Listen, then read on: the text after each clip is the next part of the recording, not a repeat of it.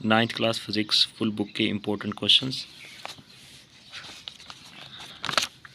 Chapter 1, तो यहाँ से आपने करना है base and drive quantities, very important with example के साथ। नेक्स्ट क्वेश्चन आपका होना चाहिए मीटर रोड का least count, important long question. And next one is very important long questions यहाँ पे हम लेके चल रहे हैं। तो इसके अंदर आपने ये सिग्निफिकेंट फिगर्स की डेफिनेशंस करनी है, वेरी इंपॉर्टेंट है, ठीक है। और इसकी डेफिनेशंस स्टार्ट में से जो डेफिनेशंस आपने करनी है यहाँ से, वो आपने ये लास्ट 3 डेफिनेशंस करनी है, एटॉमिक, न्यूक्लियर, प्लाज्मा, ठीक है। ये इंपॉर्टेंट डेफिनेशंस को आपने अच्छे से तैयार करके जाना है। और फर्दर बात करें हमारे पास चैप्टर 2 के अंदर, तो चैप्टर 1 की एक्सरसाइज में से आपने एक्सरसाइज में जो जितने भी हमारे पास यहाँ पे MCQs हैं, ये आपने सब अच्छी तरह रट के जाने हैं, ठीक है। ये अच्छी तरह करके जाने हैं आपने। और उसके बाद न्यूमेरिकल यहाँ पे एक बताऊँगा 1.3, वेरी वेरी इंपॉर्टेंट, इसको आप लाजमी करके जाएँ, ठीक है। और बाकी लास्ट न्यूमेरिकल को भी देख लीजिएगा, जस्ट 2 वैल्यूज़ को आपस में मल्टीप्लाई करना है जो गिवन वैल्यूज़ हैं डाटा के अंदर, एरिया आ जाएगा जस्ट। और नेक्स्ट जो है चैप्टर 2, इसमें से आपने ये मोशन, इसमें से आपने करना है ये ट्रांसलेटरी मोशन की डेफिनेशन करनी है, वेरी इंपॉर्टेंट। और यहाँ से करना है एग्जांपल के साथ वाइब्रेटरी मोशन की डेफिनेशन। तो इनको अच्छे से तैयार करके जाएँ। और इसके बाद वेक्टर और स्केलर में क्या डिफरेंस है, वेरी वेरी इंपॉर्टेंट ये 2 क्वेश्चंस, ठीक है। और फर्दर बात करें तो यहाँ से आ जाता है हमारे पास यूनिफॉर्म वेलोसिटी की डेफिनेशन करनी है आपने। और यहाँ से आपने करना है रिटार्डेशन की डेफिनेशन करनी है, ठीक है। तो इनको करें। और बाकी लॉन्ग क्वेश्चंस की बात करें तो इसकी चैप्टर में से लॉन्ग क्वेश्चन जो बनता है वो बनता है second equation of motion, very important. अगर ये क्वेश्चन ना आई तो फिर आपसे ये थर्ड इक्वेशन पूछी जा सकती है, ठीक है। ये सेकंड और थर्ड इक्वेशंस बहुत इंपॉर्टेंट है, ठीक है। और ये कन्वर्जन आपने याद रखने कि मीटर पर सेकंड से किलोमीटर में जाना हो तो 3.6 से मल्टीप्लाई करते हैं, अगर किलोमीटर से मीटर पर सेकंड में जाना हो तो 10/36 से मल्टीप्लाई करते हैं। ये MCQ छोटा सा आ जाता है, यहाँ शॉर्ट क्वेश्चन भी बन सकता है। और बाकी इस चैप्टर में से अगर मैं न्यूमेरिकल्स की बात करूँ एक्सरसाइज में, तो उसी तरह सब सारे MCQs को आपने अटैम्प्ट करना है, अच्छी तरह देख के जाना है। और उसके बाद न्यूमेरिकल की बात करें यहाँ से, तो इसके फर्स्ट 3 न्यूमेरिकल्स बहुत ज़्यादा इंपॉर्टेंट है। और उसके बाद 2.6 न्यूमेरिकल इंपॉर्टेंट है, ठीक है। अगर आप इनको करके चले जाएंगे तो आपका पेपर अच्छा बन जाएगा, बहुत अच्छा हो जाएगा, ठीक है। तो इसके बाद फर्दर बात करें तो यहाँ पर हमारे पास ये मोमेंटम की डेफिनेशन विद फार्मूला आपने तैयार करके जाना है। और उसके बाद न्यूटन सेकंड लॉ बहुत ज़्यादा इंपॉर्टेंट है लॉग और शार्ट के लिए, और 1 न्यूटन की डेफिनेशन, ठीक है। जस्ट आप इसको करें यहाँ से। और फर्दर आगे हम देखें तो हमारे पास मैस और वेट में वेरी वेरी इंपॉर्टेंट डिफरेंस है, इसके शॉर्ट क्वेश्चंस और लॉन्ग क्वेश्चंस, इसके बगैर तो ऑलमोस्ट पेपर बनता ही नहीं है, ठीक है। उसके बाद आपने नेक्स्ट करना है ये क्वेश्चन लॉन्ग क्वेश्चंस के तौर पर करके जाना है, फोर्स एंड मोमेंटम का रिलेशन, वेरी वेरी इंपॉर्टेंट। ये लास्ट रिजल्ट आपने करना है, ठीक है, जिसको मैंने सर्कल किया। इसी तरह फर्दर इसकी 3.6 एग्जांपल बहुत इंपॉर्टेंट है, इसी टॉपिक से रिलेटेड है, ये फार्मूला यूज़ होगा। उसके बाद लॉन्ग क्वेश्चन है law of conservation of momentum, very very important, this is equal to this, यहाँ तक करना है आपने ये लॉन्ग क्वेश्चन। और बाकी ये फ्रिक्शन आपने शॉर्ट क्वेश्चंस के लिए करना है। और इसकी डेफिनेशन रूलिंग फ्रिक्शन की डेफिनेशन करनी है। देन फिर ये methods of reducing friction long questions के तौर पर आपने इसको करना है, बहुत ज़्यादा इंपॉर्टेंट है, ठीक है। और सेंटीपिटल फोर्स की डेफिनेशन और ये आपने फार्मूला याद रख लेना है, ठीक है। तो यहाँ से जस्ट इतना ही। और बाकी ये इसकी एप्लीकेशन वगैरह है, इसको आप जस्ट रीडिंग कर लीजिएगा, ठीक है। इस चैप्टर से अगर मैं MCQs की बात करूं तो आपने ये MCQs सारे अच्छे से तैयार करके जाने हैं। और उसके बाद यहाँ से न्यूमेरिकल्स की बात करूं तो आपने इसमें से जो न्यूमेरिकल्स करने हैं वो आपने न्यूमेरिकल्स करेंगे यहाँ से फर्स्ट 4 न्यूमेरिकल्स वेरी इंपॉर्टेंट है। उसके बाद 5th न्यूमेरिकल इंपॉर्टेंट है। उसके बाद फिर आपने 3.8, 3.9 और 3.10, ये 3 और ये 3 स्टार्ट वाले, 3 एंड वाले, ठीक है, ये इंपॉर्टेंट न्यूमेरिकल्स हैं, इनको आप कर लीजिएगा तो आपका न्यूमेरिकल का पोर्शन बहुत स्ट्रांगली हो जाएगा। चैप्टर 4 की बात करें, टर्निंग इफेक्ट ऑफ फोर्स, इस चैप्टर में से जो इंपॉर्टेंट है वो लाइक अनलाइक पैरेलल फोर्सेस की डेफिनेशन करनी है। और उसके बाद हेड टू टेल रूल क्या होता है, वेरी इंपॉर्टेंट है, ये आपने डेफिनेशन करनी है हेड टू टेल रूल की। और उसके बाद वेक्टर को एडिशन कैसे करते हैं हेड टू टेल रूल के मुताबिक।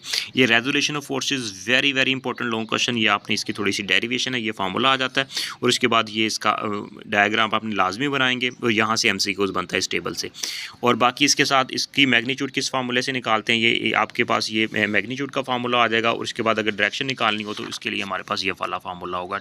रिजिड बॉडी की डेफिनेशन करनी है। और उसके बाद फर्दर मूव करें, ये टॉर्क की डेफिनेशन करनी है, वेरी इंपॉर्टेंट इसका फार्मूला और इसका यूनिट, ठीक है। Newton metre is the unit of the torque. और ये प्रिंसिपल ऑफ मूवमेंट की आपने डेफिनेशन करनी है, और ये सारी डेफिनेशन इस पेजेस के ऊपर इंपॉर्टेंट है। Centre of gravity long question है, इसकी डेफिनेशन, और इसके साथ ये आपने वेरी इंपॉर्टेंट है इस चैप्टर का लॉन्ग क्वेश्चन, ये आपने सेंटर ऑफ ग्रेविटी इस आपने फाइंड करना है, ठीक है। ये इरेगुलर शीट का ये आपने करना है। कपल की डेफिनेशन और इसके बाद इक्विलिब्रियम की conditions, first condition, second condition long questions के तौर पे करना है, ठीक है। This is second condition and this is the first condition, ये आपने लॉन्ग क्वेश्चंस के तौर पर करेंगे। एंड देन इसके बाद इसकी स्टेट्स हैं, शॉर्ट क्वेश्चंस के तौर पर करना है, ठीक है, इक्विलिब्रियम की स्टेट्स को।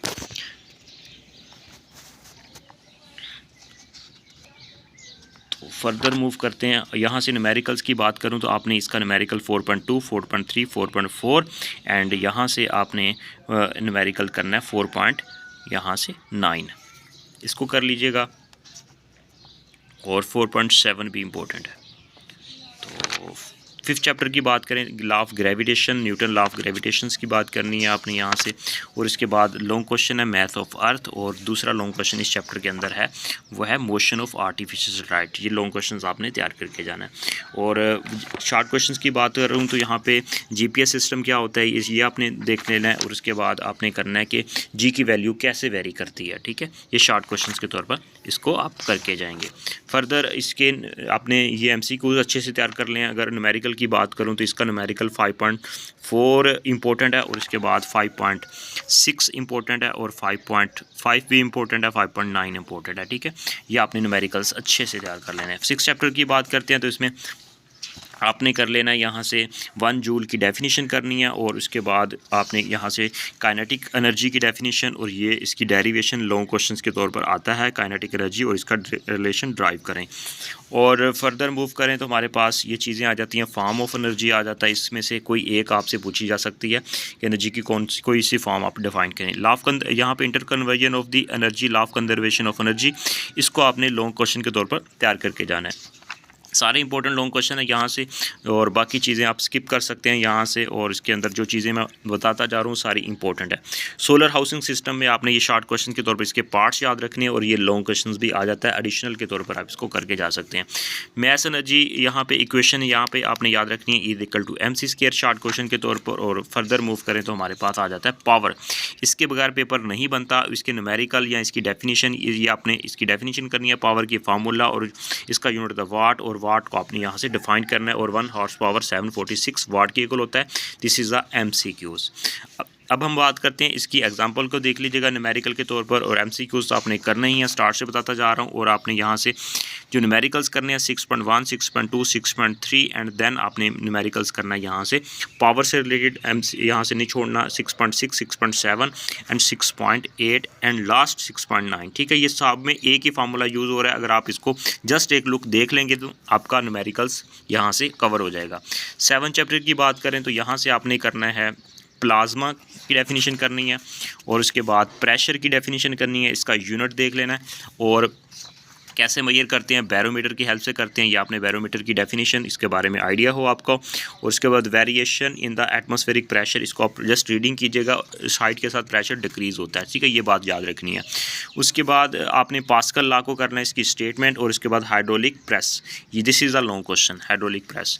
फर्दर आपने आर्चिमीदेस प्रिंसिपल, इसकी आपने स्टेटमेंट याद रखनी है सिर्फ, और उसके बाद short questions, principle of flotation very important है। और फर्दर बात कर लेते हैं, हमारे पास यहाँ से हुक्स लॉ क्या होता है, और उसके बाद स्ट्रेस स्ट्रेन में डिफरेंस क्या होता है, और Young modulus as a long questions के तौर पर करना है। और इससे रिलेटेड ये 7.7 एग्जांपल है, इसके बगैर पेपर नहीं बनता, ये भी बहुत ज़्यादा इंपॉर्टेंट है, ठीक है। बाकी इस चैप्टर में से एमसीक्यूज़ आपने सारे ही कर लेने हैं, और बाकी एमसीक्यूज़ तो कोई भी स्किप नहीं करना, ठीक है। इसमें से अगर हम बात करें यहाँ से न्यूमेरिकल्स की, तो इसके अंदर आपने 7.6 और 7.5 न्यूमेरिकल्स और 7.4, ठीक है, ये 3 न्यूमेरिकल्स आपने अटैम्प्ट करने हैं। 8 चैप्टर की मूव करते हैं। इसकी बात करें तो इसमें टेम्परेचर और हीट में डिफरेंस क्या है, डिफरेंस होता है, बिल्कुल होता है, और इंटरनल एनर्जी की डेफिनेशन, ठीक है। और थर्मामीटर जो होता है ये टेम्परेचर को मेजर करता है, एनर्जी को, हीट को मेजर नहीं करता, ये टेम्परेचर को मेजर करता है बेसिकली। ये आपने थर्मामीटर की डेफिनेशन कर लेनी है। और फर्दर आपने ये टेम्परेचर को किस तरह कन्वर्ट करते हैं, इसके 3 फार्मूले हैं, ये आपने 8.1, 8.2 और 8.3, ठीक है, इन फार्मूलाज को आपने याद रख लेना है, ठीक है, फार्मूलाज को। उसके बाद स्पेसिफिक हीट लॉन्ग क्वेश्चंस के तौर पर करना है, डिफाइन करना है इसका फार्मूला, और इसका बाद इसका यूनिट आपने लिखना है, ठीक है। और फर्दर हीट कैपेसिटी की डेफिनेशन करेंगे, और latent heat of fusion, latent heat of vaporisation. बस इस चैप्टर के अंदर आप जिस इतना ही करेंगे, और बाकी लॉन्ग क्वेश्चंस करेंगे एवेपोरेशन के तौर पर, ठीक है, और इसके फैक्टर्स। बाकी चीज़ें आप स्किप कर सकते हैं, बाकी एक्स्ट्रा चीज़ें नहीं करनी हमने।